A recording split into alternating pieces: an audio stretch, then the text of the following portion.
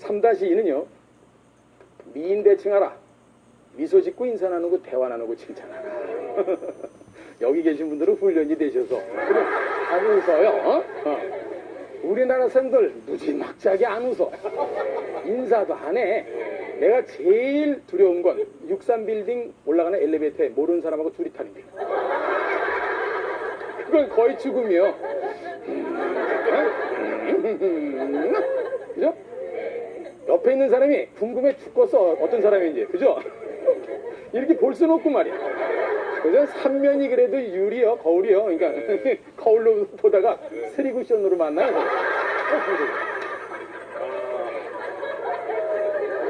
먼저 인사하고 대화 나누고 칭찬하고, 그죠? 합시다. 미소 짓고 인사 나누고 대화 나누고 칭찬하자. 그걸 미인 대칭이라고 그러는데 이건 사실은 김기현 목사라고 있어요. 이제 신림동에 사는 개척기의 목사인데 그 양반이 내 강의를 내 성공학 강의를 듣다가 사실은 저는 영어로 다 했었거든요. 이 성공학이 원래는 미국에서 온 거라서. 근데 똑같은 얘기예요. 근데 이 양반이 쫓아나오면서 그 당시에 나한테 이제 한 300명 모였는데 강의를 하는데 그 양반이 내 강의를 들은 거예요. 쫓아나오면서 제가 이런 사람입니다. 근데 미인대칭본부 한국본부 본부장이에요. 그래서 여기 몇 명 계세요? 그랬더니 저 혼자 합니다. 네? 근데 이게 뭡니까? 그랬더니 미소 짓고 근데 요새 많아졌어 사람이. 미소 짓고 인사 나누고 대화 나누고 칭찬하자. 선진국이라는 지름길이거든요. 네, 요새 김기현 목사랑도 이제 자주 전화도 하고 이렇게 뭐 강의도 서로 이렇게 왔다 갔다 하고 그러는데 그 양반이 애쓴 덕분에 요새 많아졌어요. 미소 짓고 인사 나누고 대화 나누고 칭찬하라. 정말 좋은 건 스마일 라인이 여러분들의 인생은 인상이라는 건 40 정도 되면 자기 얼굴에 책임을 지라는 거 아니에요? 여러분도 가끔 그러시나 몰라. 범수 씨도. 난 가끔 엘리베이터 혼자 타고 가다 거울보다 깜짝 놀래. 왠지 알아? 왜 이렇게 잘생겼냐? 중병이래네 중병. 뭐 중병이라도 좋아. 내가 나를 사랑해야 될 거 아니에요? 근데 남들이 봤을 때 그 사람 인상이 좋다. 이건 대단히 인간관계에 있어서 굉장히 좋은 점수를 따는 거거든요. 그러려면 그 사람이 늘 미소 짓고 인사 나누고 대화 나누고 칭찬해서 마음으로부터 우러나게끔 늘 연습을 하고 있어야 된다는 말이에요. 근데 대부분의 사람들이 그걸 안 하면서 자꾸만 자기 인상이 좋아지길 바란단 말이에요. 사실 가장 중요한 건 심상이라는 거 아닙니까? 마음의 상. 그래서 제가 대한민국 관상학 박사라는 게 있어요. 그 1호 박사가 내 방송에 나왔었어요. 그 사람이 그러더라고. 이 고치는 방법이 이제 한 몇 가지가 있대요. 성형 수술도 관상을 바꾸는 방법 중에 하나래. 여기도 하신 분 여러분 계시네. 코에 손을 댔다든가. 야, 다른 거 농담해. 난 볼 줄 몰라. 근데 그것도 충분하게 인상을 바꿔주는 거니까 인생을 바꿀 수 있는 거니까 관상학이 하나로 들어갈 수 있다 이게 나 일리가 있다 그랬어요. 두 번째는 옷을 잘 입는다든지 또는 여러분들 액세서리 같은 거를 잘 자기에게 맞게 하는 것도 대단히 좋은 관상학의 바꾸는 체인지 바꾸는 습관이다 이 말이에요. 근데 진짜 중요한 건 관상학 박사가 얘기하는 건 심상을 고치는 거다. 제가 그거에 100% 동의했어요.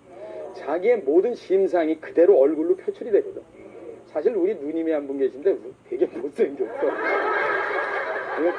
텔레비 아마 볼 텐데 미안해 누나. 내가 봐도 못생긴 건 못생겨.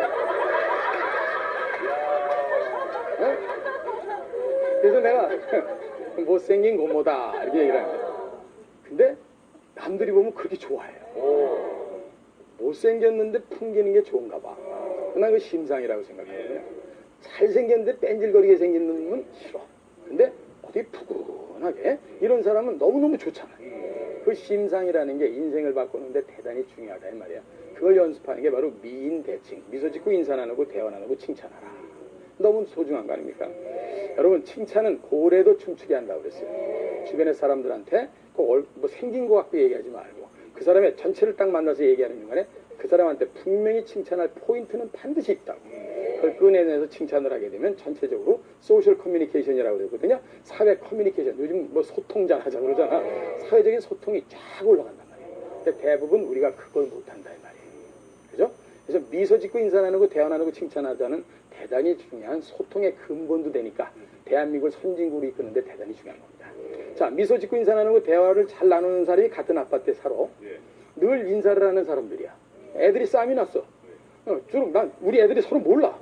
근데 늘 엘리베이터에서 만나면 김씨, 박씨가 서로 인사 잘했어. 그래서 아버지도 내려올 거 아니야. 애들 싸우니까. 내려갔어요. 그러면 평상시에 인사하던 사람을 만나. 그럼 아빠들끼리 싸우겠어? 안 싸우지. 뭐요? 이 집 아들이에요? 이 자식 좀 맞아도 돼요. 왜, 뭐, 우리 아들, 얘 좀 더 때리라고 그러세요? 농담 삼아 얘기할 정도로 편안한 분위기인데 전혀 의사소통이 없었어. 그럼 애들 싸움이 어른 싸움 되는 거야. 애들 싸우는데 어른이 쫓아내려갔어. 니네 아버지 깡패냐 이 새끼. 이건 미소 짓고 인사 안 하고 대화 안 하고 칭찬하는 그 분위기하고 아닌 거는 전혀 다르다 하는 걸 여러분들은 늘 염두에 두셔야 됩니다. 그죠? 네. 제가 늘 이렇게 아파트가 됐더니 우리 KBS에 제가 아침에 나오는 시간이 6시 10분쯤 되는데 여기 청소하시는 아주머니나 그 다음에 경비 아저씨들한테 내가 인사를 참 잘해요. 네. 그래서 전 여기 패스가 없잖아. 패스. 이거 사장이 들으시면 난리 나겠네. 패스가 없어. 왜냐면 아저씨들이 미리 다 열어줘. 정말이에요. 제가 농이 아니라 제가 실천하지 않고 있는 걸 여러분들한테 말씀드리면 저는 거짓말쟁이에요. 저는 지금까지 말씀드린 거나 지금까지 얘기한 거나 앞으로 얘기할 건 100% 제가 실천하고 있는 겁니다. 정말로 하나도 실천하지 않으면서 얘기하는 건 정말 거짓말쟁이에요. 제가 아침마다 여기 오면서 너무너무 좋은 거는 아침을 연대요 나보러 그런 얘기를 하면서 뒤에서 아주머니들끼리 얘기하실 거 아니에요. 하나 아주머니가 그러시더라고. 내가 처음에 누군지 몰랐대. 근데 뭐 잘생긴 사람이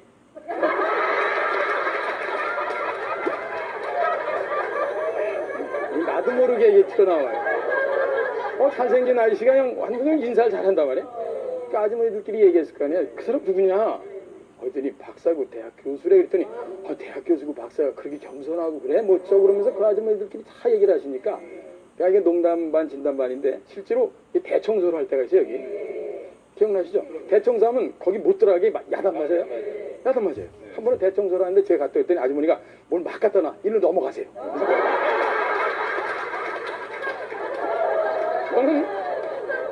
저는요 그런 걸 늘 하늘에 감사해요. 그게 본인이 스스로 뿌린 씨앗에 대한 열매를 가져가는 것이 아닌가 이런 생각이 드는 거라 그래서 지금부터라도 미인대칭이나 이런 걸 늘 해야 된다 이런 생각. 특히 자제분들한테 늘 칭찬들 많이 하세요. 집에 아이들을 야단을 치면요 상처가 깊어집니다. 어떤 때 뭐 공영방송에서 어디 광고 나왔던 것 같은데 반드시 한 번 야단 치면 3번의 칭찬을 해줘라 이런 게 있잖아요. 아이들 여러분 자제분들은 정말 하늘이 주신 탤런트 재능을 다 갖고 태어난 아이들이에요.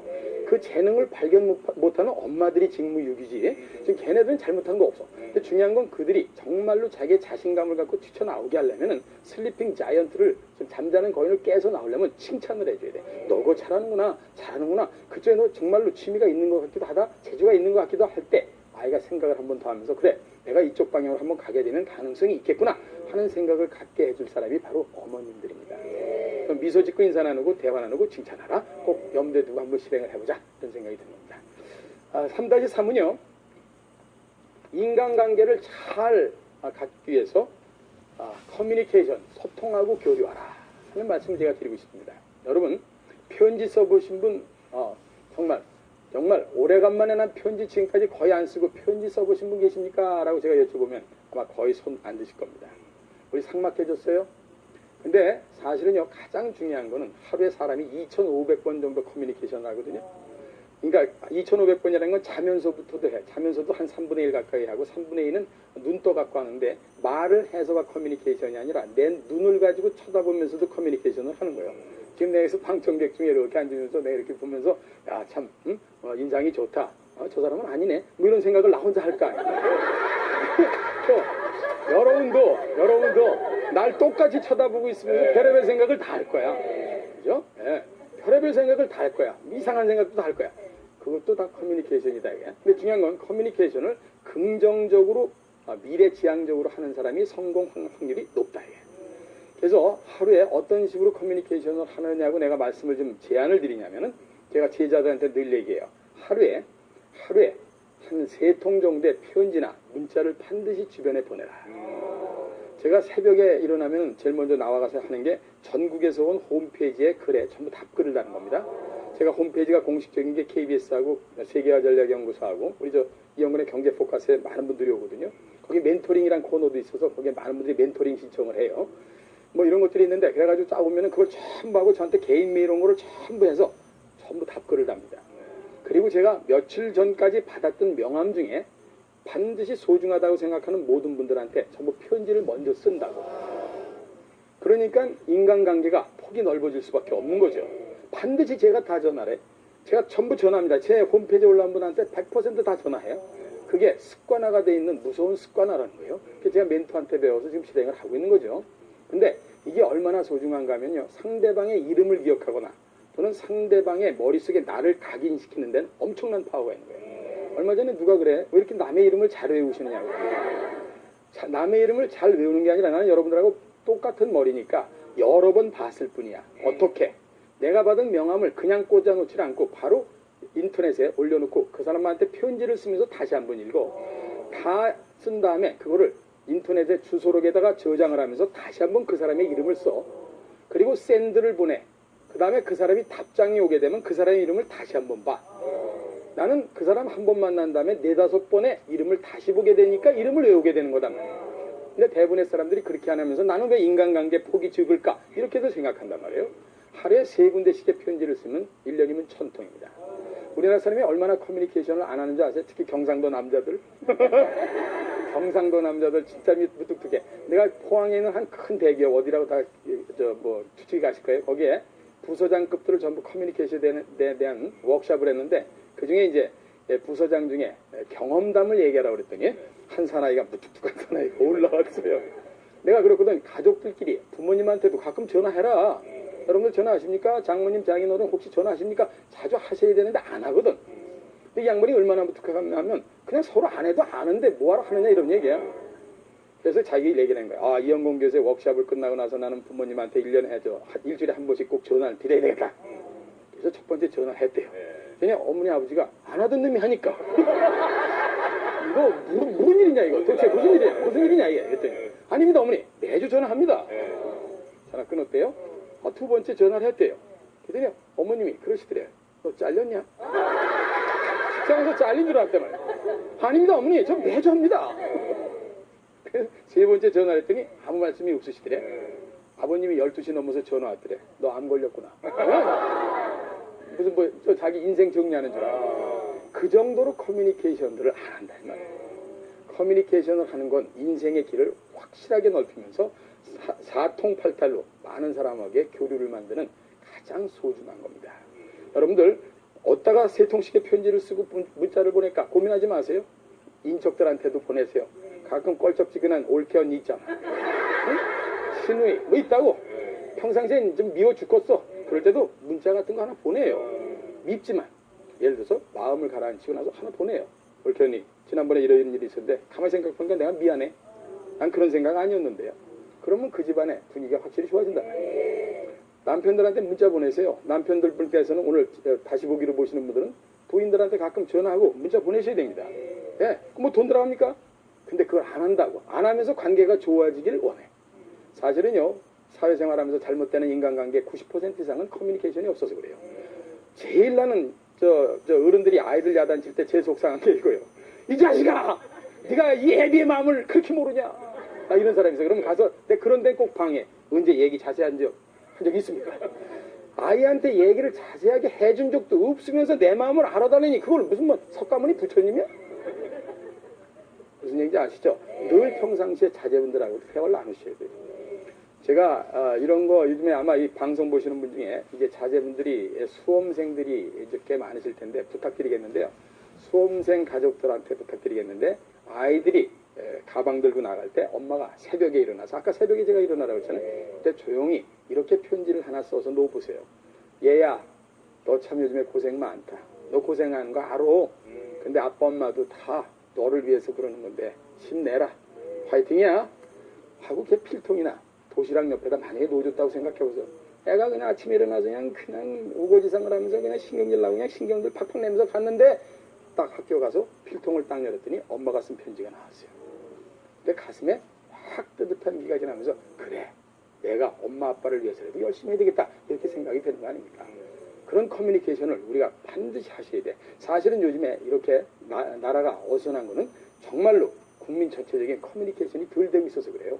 여러분 한 통이 하루에 3통씩의 편지를 전 국민이 쓴다고 생각해 보세요.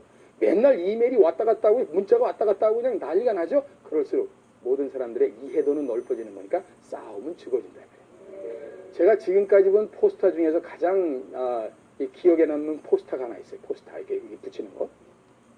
미국에서 본 건데 한 경찰 아저씨가 꼬마한테 이렇게 앉아서 걔하고 눈높이를 낮춰서 대화를 나누는 모습을 포스터로 만들었어요.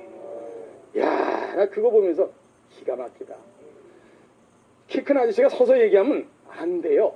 똑같이 여러분 자제분들이 이랬던 눈높이를 낮춰서 그들하고 소통을 하려고 그래야 되는데 엄마 아빠 자리에서 그대로 소통을 하려니까 아이들이 못 받아들이는 거다 이 말이야. 이런 것도 여러분들께서 늘 편지 쓰기 하면서 커뮤니케이션 하면서 자기가 개선해야 될 점이다 하는 생각들을 늘 가지시면 틀림없이 성실의 밭을 매일 가는데 대단히 소중한 일이 되지 않을까 이런 생각이 드는 겁니다. 자, 이런 것이 지금까지 말씀드렸던 성실이라는 섹터야. 이 성실은 정말 중요한 거죠. 성공을 위한 텃밭이니까 이 텃밭을 잘못 깔아놨는데 거기다 아무리 좋은 씨앗을 갖다 뿌리더라도 절대로 열매 안 열려요. 쉽게 말씀드리면 사막 같은 데다가 거기다가 씨를 뿌린다 그래서 무슨 뭐 열매가 맺히겠습니까? 그러려고 그러면 열심히 성실의 텃밭을 가꿔야 되는데 그것은 우리가 매일매일 할 일이다 이 말이에요. 제가 아침에 일찍 일어나서 해야 될 게 뭐라 그랬어요? 바로 운동 같은 거 하실 수 있으면 하고 그 다음에 일찍 출근하고 그 다음에 딱 앉아서 자기가 편지 쓸 일이 있으면 새벽에 조용히 세 통씩의 편지를 제일 좋은 건 이렇게 핸드라이팅이라고 그러죠. 손으로 쓰는 거야. 그게 싫으면 인터넷으로 보내고 아니면 문자로라도 보내란 말이에요. 그거 세 가지를 반드시 하시고 요번에 말씀드린 유능 섹터에 이제 그 시간 동안 아침 시간에 저희가 유능을 쫙 강건한 씨앗을 만들기 위해서 할 거를 제가 몇 가지를 말씀드리려고 합니다. 자, 유능 섹터를 보면 이 성실의 밭에 무엇을 뿌려야 되는가 하는 겁니다. 제일 좋은 거는요. 제일 가장 소중한 거는 자기 분야에서 최고를 지향하면서 열심히 가는 거예요. 나는 보험회사 계신 분들이나 자동차 세일스맨들이나 여러분들한테 강의 많이 하면서 맨날 만나잖아요. 방송인들도 맨날 만나고 난 항상 얘기하는 게 당신이 보험하십니까? 그럼 그 계통의 최고가 되도록 노력해라. 그럼 깨끗이 끝나는 거다. 자동차 세일스맨입니까? 그 계통의 최고가 되라 그러. 딱 정상에서 만나자. 똑같은 겁니다. 제가 지금까지 멋진 스피치를 많이 봤는데 그러니까 연설을 지금 존 F 케네디요. 그 사람의 돌아가신 존 F 케네디가 한 연설 중에 이런 게 있어요. 밥 호프라고 유명한 돌아가신 그 양반 그 코미디언이었었다고요. 그 양반하고 백악관에서 이 양반이 대통령이 된 다음에 리셉션을 하는 거예요. 그때 밥 호프가 이제 옆에 서 있고 케네디가 자기의 이제 얘기를 하려고 섰어요. 영어로 하지 않고 한국말로 하겠습니다. 존 F 케네디가 이렇게 얘기했어. 나는 미국의 정치에 있어서의 대통령이고 여기서 계신 밥 호프는 미국 전체 코미디계의 대통령이기 때문에 We are the same. 우리는 같습니다. 그럴 때 전국에 있는 2억 가까이 되는 모든 미국 국민이 일어서서 박수쳐 대는 거예요. 각 분야에서 최고만 되면 깨끗이 끝나는 거예요. 정상에서 다 만나는 겁니다. 난 청소하시는 분들한테도 그렇게 얘기해요. 청소하는데 정말 청소에 관한 대한민국이 최고다. 이렇게 해봤느냐 이 말이에요. 근데 대부분 사람들이 그렇지 않으면서 성공 추세에 돈을 벌겠다니까 전부 똥배짱이래 말이지. 사실은 뭐 우리 이금희 씨나 우리 손범수 씨가 대한민국 최고의 프로그램에 이렇게 앉아있는 건 얼마나 노력을 했기 때문에 여기 앉아있겠어요. 그렇지 않습니까? 만약에 엉터리 같으면 당장 잘려요. 여기 시청률 떨어져 바로 물건. 이 자리를 정상에 올라와서 그대로 지키는 게 자기하고의 싸움이 얼마나 세겠습니까? 그때 가장 소중한 건 최고의 전문가가 되기 위해서는 자기만의 시간을 갖고 공부할 수 있는 시간이 있어야 된단 말이야. 남들하고 똑같이 출근해서 퇴근할 시간까지 되면 자기 시간이 없잖아요. 그러니까 가장 소중한 아침 시간에 1시간이라도 먼저 출근해서 자기 계통의 최고가 되겠다고 책을 읽거나 이런 것들에 노력을 하는 것이 그래서 중요하다 하는 생각을 반드시 가져야 됩니다. 제가 지난 시간에 얘기했죠. 곰탕집, 그 다음에 뭐 김밥집, 그 다음에 짜장면 팔아서 500억 만드신 거예요. 그분이 그러시더란 말이에요. 지난번에 얘기했잖아요. 14살에 집안을 가출해갖고 지금까지 4시간 이상 잔 적이 없다. 그러면서 그 양반이 그러더라고. 자기가 어렸을 때 가출을 했는데 자기가 제일 먼저 한 게 짜장면 배달이었다. 근데 짜장면 배달을 하는데 이 14살짜리가 꼬마 녀석이 먹지도 못하고 비실비실한 녀석이 했더니까 옛날에 랩이 있어 뭐가 있어. 전부 흘리고 왔을 거 아니야. 그러니까 가면 자꾸만 야단을 맞는 게요. 이놈아 이렇게 맛있는 국물 다 흘리고 왔다고 말이야. 이 양반이 어렸을 때 이런 생각을 한 거야. 이거를 배달하는데 최고가 되려면 어떻게 되느냐. 내가 힘이 먼저 있어야 되겠다. 이제 돌아가가지고 주인한테 얘기했다는 거냐. 무릎 꿇고. 주인님 나 밥 한 끼만 더 주십시오. 저녁에. 왜 그래? 밤마다 운동을 좀 하고 자야 되겠습니다. 이게 부모가 주인이 가만히 들으니까 아주 기특하거든. 그래서 막 한 끼 더 먹어 자식아 이렇게 된 거예요. 이 친구가 계속해서 아령하고 역기하고 한 1년 만에 배달을 다니는데 모든 배달 신청이 들어올 때 이렇게 들어오다는 거예요. 어이, 그 대장각이죠? 그 김씨, 김군, 개 시켜서 배달 가져와. 주인이 희한하단 말이에요. 꼭 김군만 찾아요. 나중에 한 손님한테 물어봤어요. 했더니 걔는 엎질르지 않고 가져오거든. 자기 분야의 최고가 되기 위한 노력입니다. 그 양반이 그 다음에 이제 불려들어가는 게 주방 아니에요? 주방에 끌려들어가는 게, 주방에 들어가면 이제부터 뜨기 시작하는 거예요. 주방에 들어갔는데 남들이 전부 설거지하고 잔 시간 이후에 자기는 2시간씩 계속해서 양파 깎는 연습하고 계속해서 이걸 하고 잤다 이거야. 그러니까 자기 4시간 이상 잔 적이 없다 이거야. 그러니까 대한민국에서 짜장면을 파서 500억을 벌었지.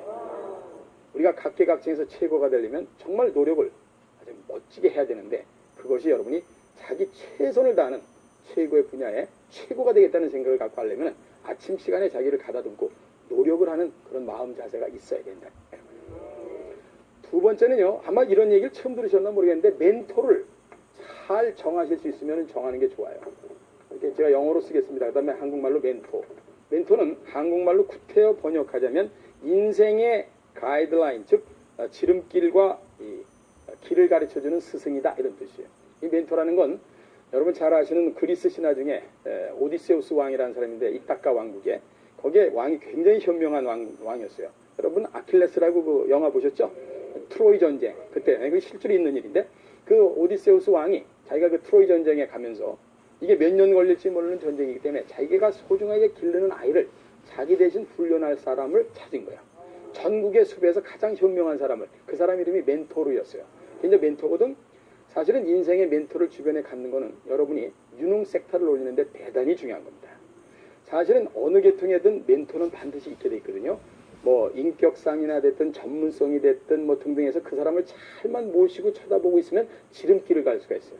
요즘 걸로 친다면 인생의 내비게이션, 즉 자동차에 내비게이션을 붙이는 거나 똑같다 이런 생각을 합니다. 근데 실제로 지금 이 방송 들으시면서 또는 방송 보시면서 방청객분들 중에 멘토를 가진 사람이 얼마나 될 것 같으세요? 거의 없어요. 그래서 제가 사실은 미국에서 멘토를 만나서 제 인생을 바꿨거든요. 정말로 기가 막힌 사람을 만났어요. 저런 사람을 다시 보기 어렵다 할 정도로 만난 사람이 그 사람이 자동차 세일즈맨이에요. 나보다 공부를 잘한 사람도 아니에요. 공부에 관한은 내가 더 끝내줬지. 근데 그 양반한테는 분명한 인생의 앞뒤 좌우를 정확히 보면서 그 자동차 파는 데서 전국에서 5등 안에 들어가는 사람이니까, 미국에서 자동차 세일즈맨 5등이면 전 세계에서 5등이에요. 그 사람이 그 당시 돈으로 다 100만 달러를 벌었으니까 1979년 80년대 10억에 지금 돈으로 한 100억 정도씩을 매년 벌어요. 근데 그 사람 쫓아가서 거의 무릎 꿇다시피 하면서 그 사람의 모든 노하우를 배우려고 애를 썼단 말이에요. 주변에 혹시라도 자제분들 중에 미래를 좀 잘 연결시켜줘야 되겠다 하는 사람이 있으면, 옛날 뭐 캐토릭 같은 데는 대부 같은 게 되는 거야. 그런 사람을 반드시 하나 정해주는 것은 유능 섹터를 올리는데 대단히 중요하니까 꼭 자제분들한테 멘토를 정해주는 시스템을 좀 가졌으면 좋겠다 이런 생각을 갖게 됩니다. 사실은요, 그 멘토가 있는 거하고 없는 거하고 자동차에 내비게이션 달고 다니는 거하고 안 달고 다니는 건 엄청난 차이가 있습니다. 자동차에 내비게이션이 있게 되면 너무 편해. 근데 내비게이션이 없을 때는 어떻게 다녔는가 한심할 정도로 편하다고. 200m 앞에서 우회전입니다. 다시 좌회전입니다. 목적지 다 왔습니다. 근데 옛날 같으면 무조건 가서 문 열고 열어봐야 되잖아요. 아저씨 여기 어디예요? 뭐 옛날 사람들 말도 참 또 희한하게 일로 쭉 가다가 왼쪽으로 쭉 가다가 한참 하다 보면 아니에요. 인생도 그래. 어떤 사람한테 물어봤더니 그래 글로 쭉 가봐 해보고. 이게 아니라 멘토를 만나게 되면 너는 앞뒤 좌우를 볼 때 이런 정도 위치에 있으니 이런 방향으로 가보도록 해라. 그런 이유는 이렇게 있다 하는 사람을 만날 수만 있으면 얼마나 좋겠습니까? 어떻게 아시고들 저희 멘토클럽 홈페이지에 자제분들 때문에 글을 많이 올리셨던데, 저는 봉사하느냐고 좀 멘토클럽이라는 건데 혹시라도 제가 도움이 될 것 같으면 오세요. 제가 침 닿는 데까지 자제분들하고 상담을 해드리고 할 생각은 있으니까 하는 생각을 갖게 된 겁니다. 자, 우선 멘토를 정하는 건 대단히 중요하다 하는 말씀을 좀 꼭 좀 드리고 싶습니다. 자, 그 다음에 경제 흐름을 타야 이게 유능한 거예요. 어느 계통에 무엇을 하더라도 경제 흐름을 타라고 제가 지난주에 말씀드렸죠. 세계적인 경제 흐름을 절대로 타지 못하면 큰 부자 되는 데는 굉장히 불리하기 때문입니다. 경제 흐름을 반드시 타는 건 대단히 중요하죠. 두 가지 이유 때문입니다. 여러분이 경제 흐름을 타면 똑같은 돈을 갖고 5년 뒤에 돈이 달라져. 그걸 재테크라고 그러잖아요. 제가 다음 시간에 봐서 재테크에 대한 얘기를 좀 더 깊숙하게 해드릴 것 같은데, 일단은 똑같은 돈을 10억씩을 들였어. 근데 10년 뒤에 갖고 오는 돈이 달라져.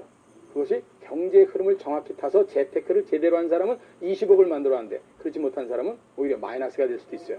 두 번째는 여러분 부군이나 남편이나 또는 집에 있는 자제분들이 각계각층에서 성공을 하기 위해서는 정상에 올라가면 반드시 정확하게 세계 흐름 속에 한국의 현재와 미래를 보면서 의사결정을 바르게 빠르게 해야 돼. 그러려면 반드시 경제 흐름을 타는 사람이 유리하다 하는 것 때문에 경제 흐름을 타라. 그래서 나는 집안에 최소한 경제신문 하나 보고 제가 상담하던 중에 어제 그제 전화한 분 중에 그런 얘기 드렸는데 자제분이 계시냐고. 그러면 어린이 경제신문 같은 거 반드시 볼 수 있게끔 배려를 해라 하고 제가 말씀드립니다. 그 다음에 이런 뭐 방송 같은 데서 좋은 거 있으면 계속 다시 듣게 하면서 열심히 공부하고 경제 포커스 이런 거 들으시면서 매일 흐름을 타라 이렇게 얘기하는 이유가 우리의 방송을 위해서가 아니라 공영방송에서 여러분들한테 이런 걸 드리는 이유가 국민들한테 재정적인 안정감과 자유감을 드리기 위해서 그런 방송들을 하는 거 아니냐 하는 생각을 가지시면 됩니다. 그 다음에 네 번째, 유능 섹터는 앞으로는 무조건 외국어를 해야 돼. 어느 계통에 무엇을 하더라도 외국어를 하는 게 유리하다 이 말이에요. 요리사가 되더라도 지난번에 얘기했잖아요. 전 세계 중요한 호텔에 이제 한국 요리 식당이 다 들어가게 생겼단 말이에요. 축구라는 박지성이도 똑같이 축구를 잘해야 되고 언어를 하는 사람하고 안 하는 사람은 엄청난 차이가 있단 말이지. 운동선수 중에 해외 나가서 가장 스트레스 많이 받는 사람이 누군지 아세요? 언어가 안 되는 게요. 코치가 얘기하는 걸 알아들어야지. 야단을 치는지 욕을 하는지 지기를 알 게 뭐야. 얼굴 보고 인상 쓰는 거 보고 하고 그 옆에다 맨날 무슨 뭐 인터프리터 무슨 통역관 데리고 다닐 수도 있는 것도 아니잖아. 공부를 다 안 해도 좋으니까 반드시 언어 공부를 하고 스포츠를 해라. 내가 후배들한테 그렇게 얘기합니다. 왜냐? 다른 공부도 다 잘하면 더 좋지. 그러나 언어를 반드시 해야 그 친구가 균형 감각을 갖고 세계를 돌아다니면서 훨씬 더 큰 인물이 될 가능성이 높은 유능 섹터의 강건한 씨앗을 만들 수 있기 때문이다. 됐죠? 그 다음에 다섯 번째는 한 주간에 한 주씩의 책, 한 권의 책을 반드시 읽어라 하고 제가 지난번에 말씀드렸잖아요. 예, 저 같은 사람도 26권의 책을 써놨습니다만 여러분들 저 같은 사람도 계속해서 책을 보는 이유가 뭐냐? 책을 놓는 순간 세상의 흐름과 단절되는 거예요. 그죠? 그것이 분명하게 되지 않게 되면 자기 스스로가 바보가 되고 큰 흐름에서 벗겨져 나오는 겁니다. 한 달에 4권씩의 책을 무조건 사는 연습부터 시켜라 이 말이에요. 그것을 갖는 것이 대단히 중요하다. 일주일에 한 권씩의 책을 반드시 아이들이 됐든 남군이 됐든 남편분이 되시든 출근할 때 이거 갖다 읽으세요 하고 갖다 꽂아주는 부인이 되는 게 내조가 되는 시대가 되고 있다 이 말이에요.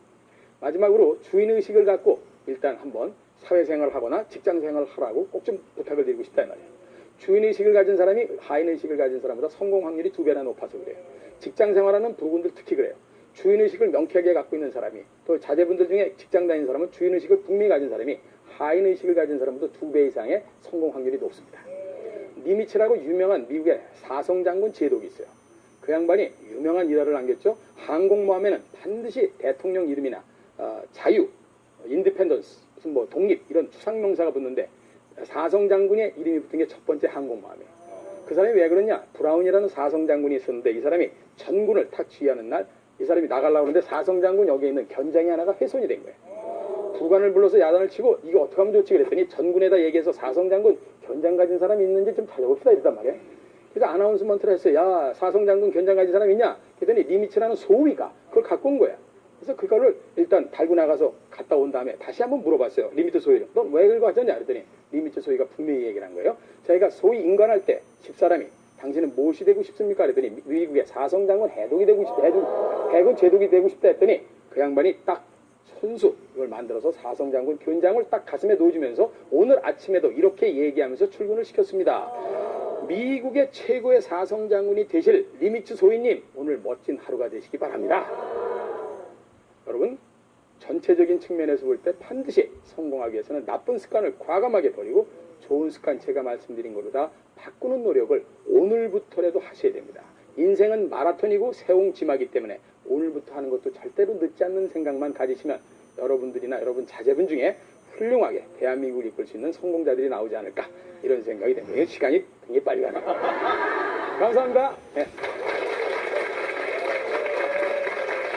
네. 그거 하나 드려요. 이거. 손범수님. 아유 감사합니다. 네. 이금희님. 오늘 어떤 분이 가장 경청하는 태도가 좋았습니까? 정말 여기 드릴게 두 분. 여기 이렇게. 아, 예. 아유, 감사합니다. 사인은 해놨어요. 네, 네. 아유, 감사합니다. 다 가져와서 다 되었으면 좋은데. 예. 사서 보세요. 빌려 보시고요. 네. 예, 어떻게 보든 책은 보는 게 중요한 거니까요. 아, 진짜 박사님 말씀드리면서 아침에 일찍 일어나는 게 좋은 건 누구나 알고 있는데 왜 그런지. 왜 그런지 이게 중요하죠. 예, 정말 될 거야. 야, 사람 괜찮네. 인사 잘하네. 이게 왜 중요한지 네. 그 이유를 말씀을 해주니까 정말 정말 구체적으로 짚어주시죠.